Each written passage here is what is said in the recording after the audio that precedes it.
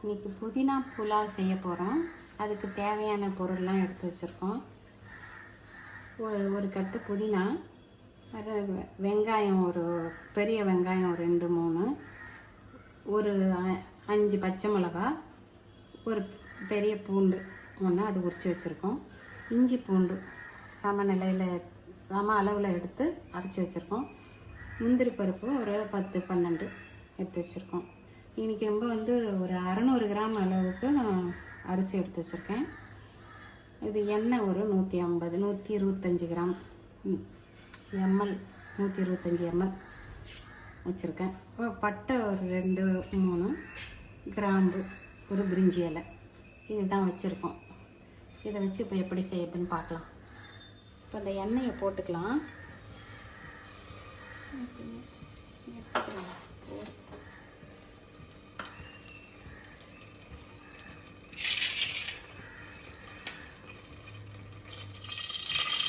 இந்த பிரிஞ்சி இலையை போட்டுக்கலாம்.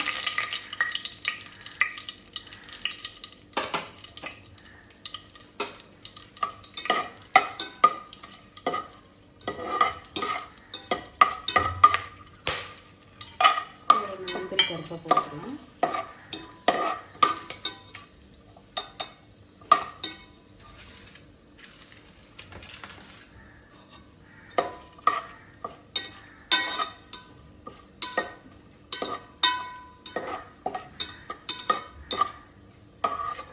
இந்த நேரம் இது சரியாக இருக்கும். இப்போ அந்த இஞ்சி பூண்டு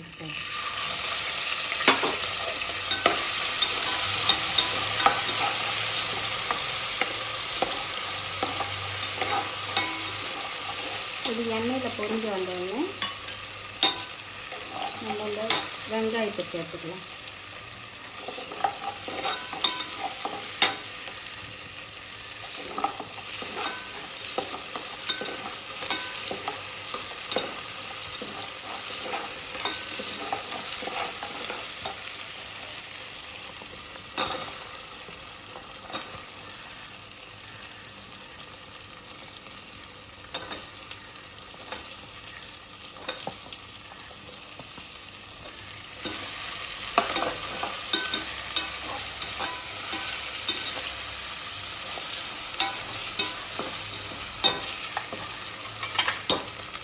வதங்கட்டும்.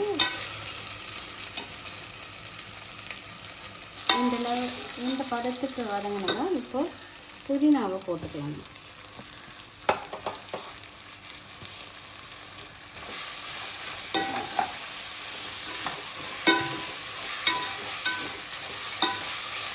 இது வதங்கட்டும்.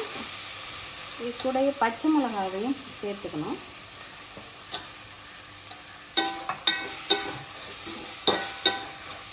இது கொஞ்ச நேரம் வதங்கட்டும். பூண்டே அதில் சேர்த்துக்கலாம்.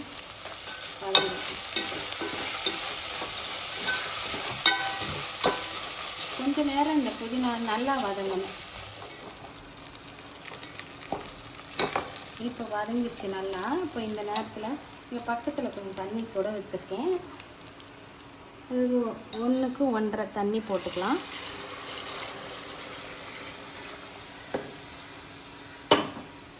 தண்ணி ஊற்றியாச்சு. இப்போ உப்பு போட்டுருவோம்.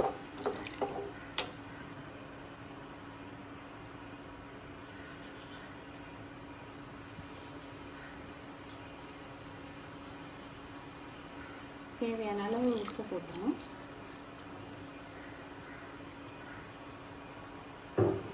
அந்த தண்ணி கொதி வந்தோடனே அரிசி போட வேண்டியதான்.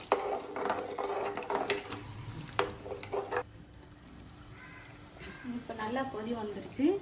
இப்போ அரிசியை போட்டுடலாம்.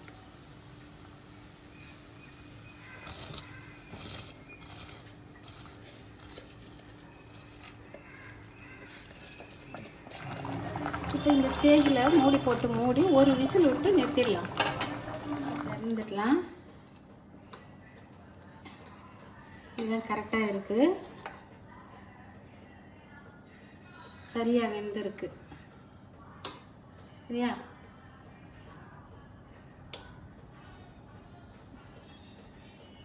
சாதம் கரெக்டாக வெந்திருக்கு.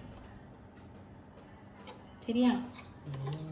இந்த புதினா ரைஸை புதினா புலாவை மட்டன் கிரேவியோடையும் ஆனியன் ரைத்தாவோடையும் சாப்பிட்றதுக்கு ரொம்ப நல்லாயிருக்கும்.